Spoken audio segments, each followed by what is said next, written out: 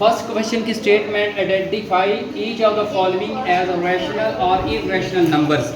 पहला question exercise 1.1 का कि शनाख्त करनी है रैशनल और इरैशनल नंबर्स की, कि rational number and irrational numbers. मैं तो जामिया के स्टूडेंट के लिए मैं ये बता दूं, इरैशनल नंबर होते हैं गैर नातिक और रैशनल नंबर होते हैं नातिक अदाद। रैशनल नंबर यानी नातिक अदाद, इनकी कंडीशन 3 है। नंबर 1, वो वाले नंबर्स रैशनल होंगे जो पी क्यू की फॉर्म में लिखे जा सकते हैं, यानी बटे की फॉर्म में, ओवर की फॉर्म में। और पी क्यू क्या है? P Q belongs to Z. Z क्या है? जेड इंटीजर्स हैं, 0, plus minus 1, plus minus 2, plus minus 3, so on. तो इसका मतलब है पी की जगह पे आप इनमें से कोई नंबर रख सकते हैं, क्यू की जगह आप कोई भी नंबर रख सकते हैं। हाँ, क्यू में आपने 0 नहीं रखना, नीचे आप 0 नहीं रख सकते। आप कैलकुलेटर में जब वैल्यू कोई भी लिखेंगे, 0 से डिवाइड करेंगे तो उसका आंसर नहीं आता, वो मैथ एरर आएगा। नीचे 0 नहीं होना चाहिए। तो अब ये रैशनल नंबर है, देखिए 0 भी रैशनल है, क्यों? इसको भी आप 0 और 1 लिख सकते हैं। 0 नीचे नहीं होना चाहिए, 0 रैशनल है, 0 और 1 लिख सकते हैं।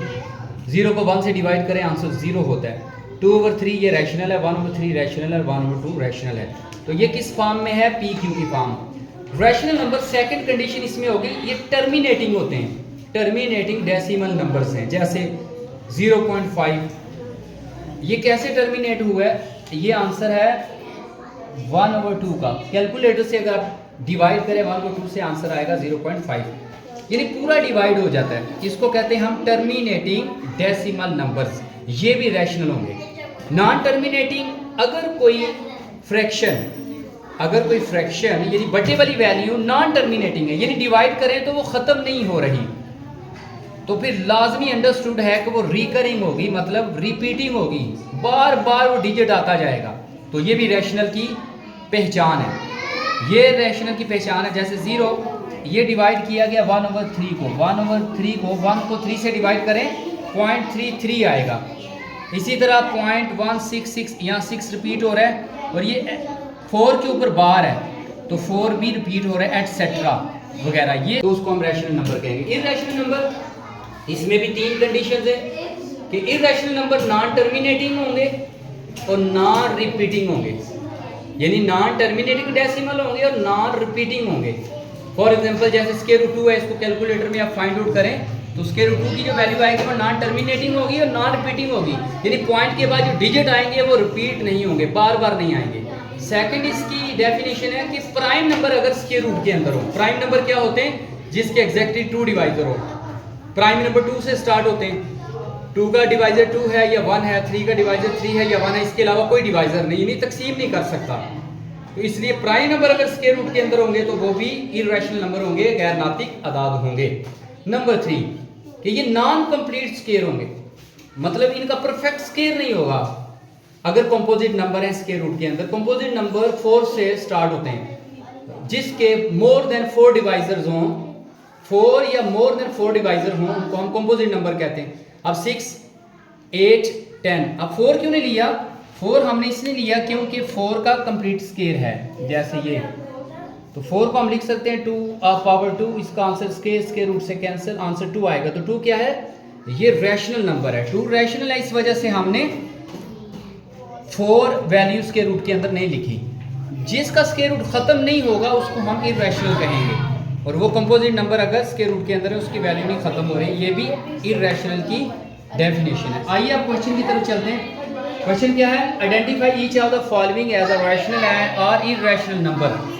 फर्स्ट पार्ट है 2.353535। देखिए पॉइंट के बाद 35 रिपीट हो रहा है, तो ये कौन सी डेफिनेशन लग रही है? जो रिपीट होगा वो हो रही है ये रैशनल की थर्ड कंडीशन इस पे अप्लाई हो रही है, इसलिए ये नॉन टर्मिनेटिंग है, खत्म तो नहीं हो रहा, मगर एक कंडीशन पाई जा रही है रैशनल की, वो कौन सी है? रिपीटिंग है, यानी रिकरिंग डेसिमल है, इस वजह से इसको रैशनल नंबर कहेंगे।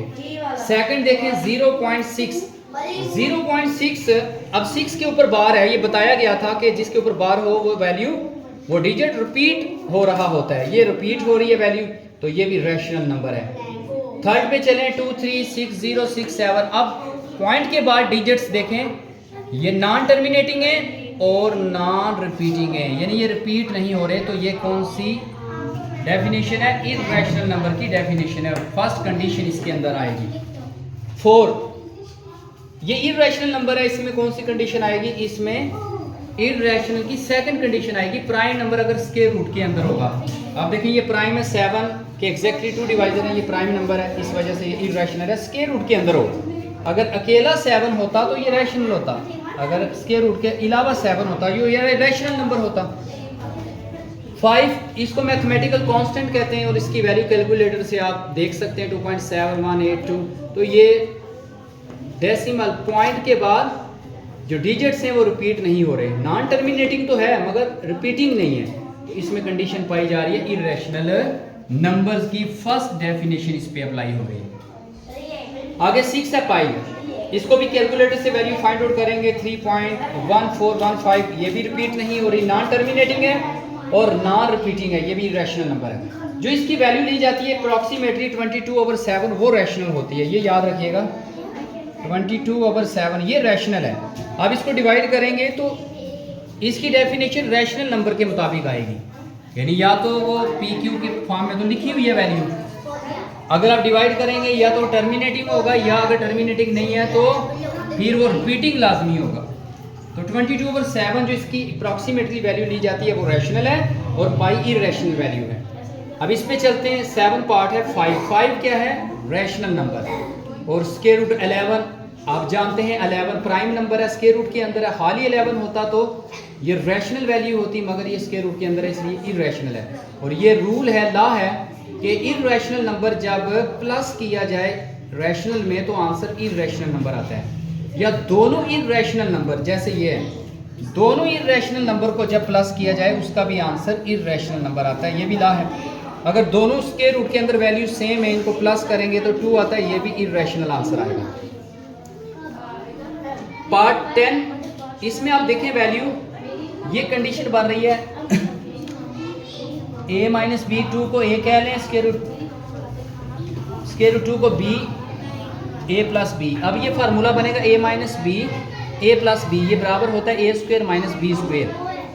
तो अगर a minus b into a plus b a square minus b के इक्वल है, तो 2 minus square root 2 into 2 plus square root 2 किसके इक्वल होगा? 2 ऑफ स्क्वायर, a की जगह 2 लगा लेंगे, ये a की जगह 2 और b की जगह पे स्क्वायर रूट 2, स्क्वायर रूट से कैंसिल 2 और 2 का स्क्वायर 4, 4 में से 2 निकालेंगे 2, तो 2 को आप लिख सकते हैं किस फॉर्म में? पी क्यू की फॉर्म में, यानी 2 और 1, तो ये कौन सा हो गया? Rational number.